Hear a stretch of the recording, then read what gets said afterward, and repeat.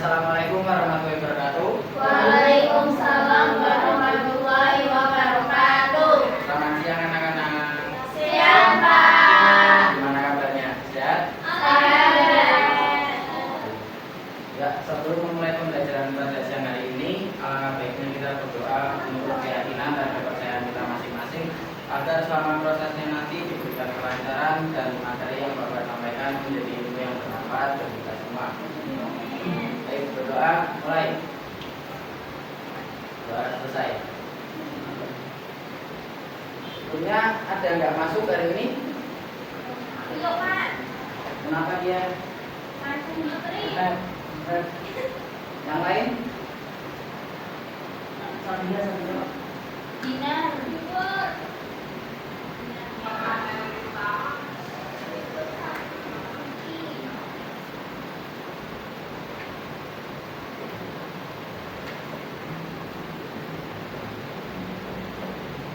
Boleh saya kamu dulu? Boleh? Silakan Mas. Sini. Bantu saya buat operasi laptop.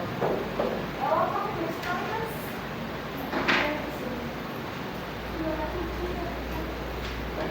Baik, sebelumnya ada yang masih ingat materi pada pertemuan minggu lalu? Apa itu? Cerpen. Apa itu cerpen? Cerita yang bisa dibaca sekali dulu tidak lebih dari 10.000 kata. Yang lain ada? Ya? Oke, cukup. Nah, pada pertemuan kali ini kita akan belajar tentang teks editorial.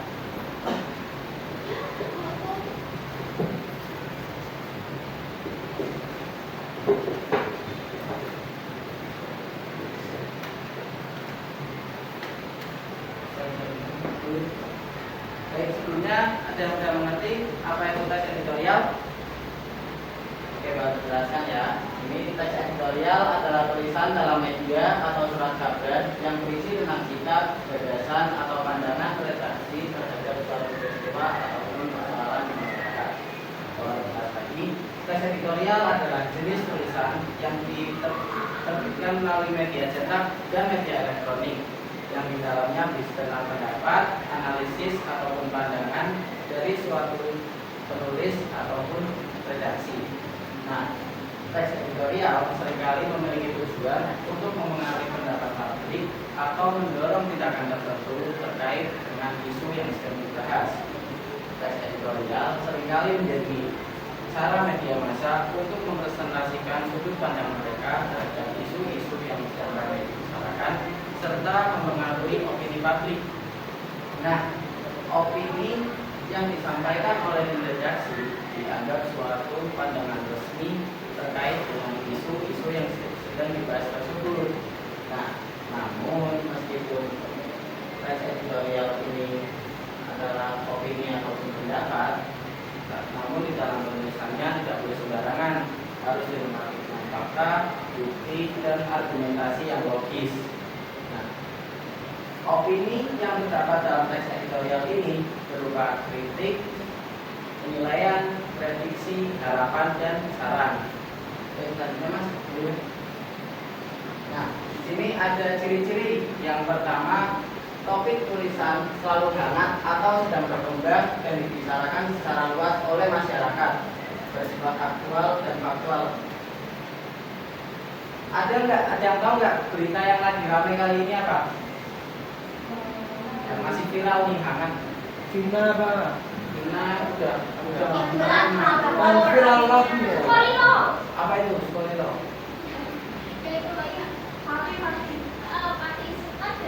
Oh, kamu Dia tuh kan blacklist. Santuri.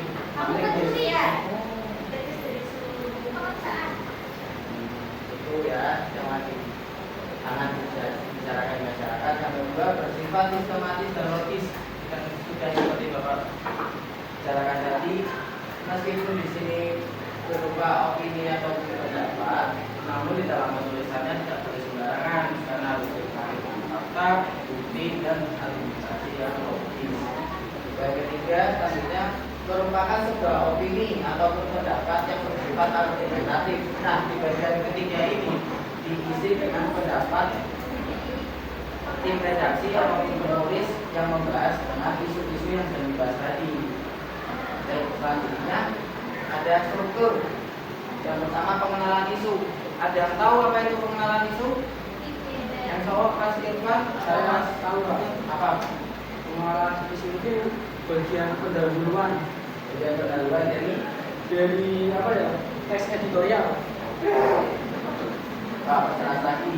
Jadi bagian pendahuluan ya. Di bagian pendahuluan ini biasanya kalau di editorial disebut sebagai pengenalan umum atau tesis lah. Nah, fungsinya untuk apa? Untuk memperkenalkan berita yang akan dibahas pada bagian berikutnya, yaitu di bagian argumentasi. Ada yang tahu apa itu argumentasi? Apa? Mas Ardian dulu tadi. Ayo. Argumentasi. Ayo. Bentar, Pak. Saya mau Pak. Siapa? Mas Irfan dulu. Oke. Penjelasan yang berisi tanggapan atau pandangan redaksi terhadap suatu isu. Ya, sekali. Itu tadi adalah kemudian ketiga argumentasi ya. Yang ketiga, yang tahu Mas Alfian apa Mbak Maya? Argumentasi adalah Penegasan ulang, Mbak. Ya, penegasan ulang. Penegasan ulang berarti jadi argumentasi dan pengenalan isu itu kemudian dijelaskan kembali pada penegasan ulang. Ya, dan di bagian penegasan ulang ini biasanya berisi dengan kesimpulan, saran ataupun rekomendasi dari seorang penulis ataupun tim redaksi terhadap masalah-masalah yang dibahas. Bukannya Mas. Ya, langkah-langkah pembuat teks editorial. Yang pertama ada satu, pilih topik atau isu yang relevan. Kedua, kumpulkan informasi dan data. Tiga, tentukan posisi atau pendapat Anda. Empat, rencanakan struktur teks. Lima, kembangkan argumen Anda dengan alasan yang kuat. 6. Tulis pendahuluan yang menarik. 7. Analisis dan evaluasi. 8. Sajikan solusi dan ajakan tindakan. 9. Tulis kesimpulan. Dan yang terakhir, edit dan revisi. Baik, nah ini langkah-langkah membuat teks editorial ini yang akan menurut kalian yang nantinya akan saya beri tugas seperti yang kali ini. Setelah saya jelaskan, adakah pertanyaan? Cukup paham? Paham, Pak. Baik, saya pengen yang bentuk 3 kelompok ya tadi kelas ini, nomor 1, 2, dan 3. Silakan masing-masing perwakilan kelompok untuk maju ke depan mengambil soal yang telah saya siapkan. Mas Budi bisa duduk boleh Pak?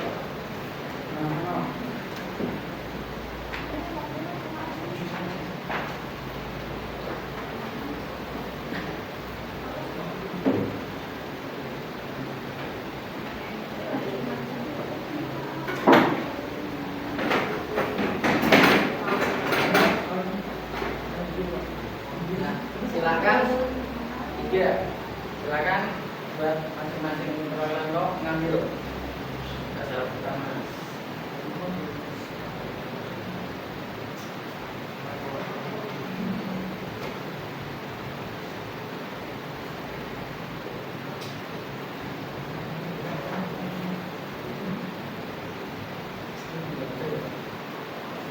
Ya.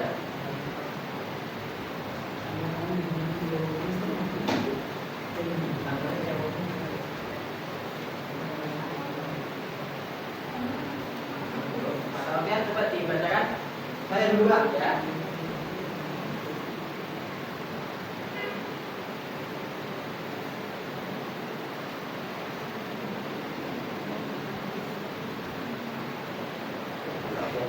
Buatlah teks editorial dengan tema kelangkaan LPG. Ya.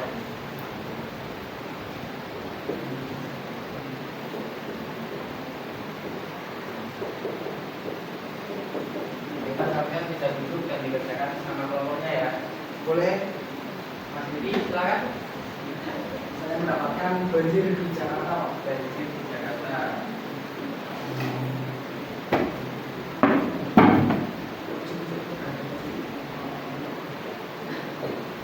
Mas Irfan silakan. Saya mendapatkan buatlah teks editorial bertema lawan narkoba. Lawan narkoba baik. Salah satunya. Ya, silakan bisa duduk dan dikerjakan sama kelompoknya ya Mas.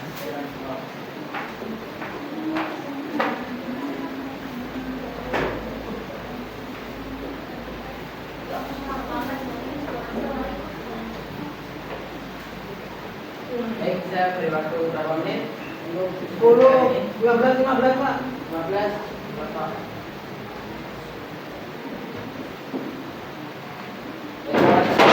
Kesulitan silakan tanya ya.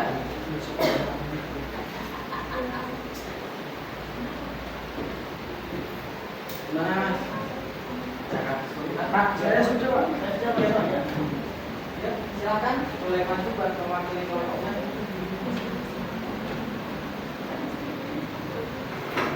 Jadi kalau saya mendapatkan banjir di Jakarta, pengenalan isunya dari kelompok kami, bencana banjir merupakan satu di antara bencana yang sering melanda di Indonesia.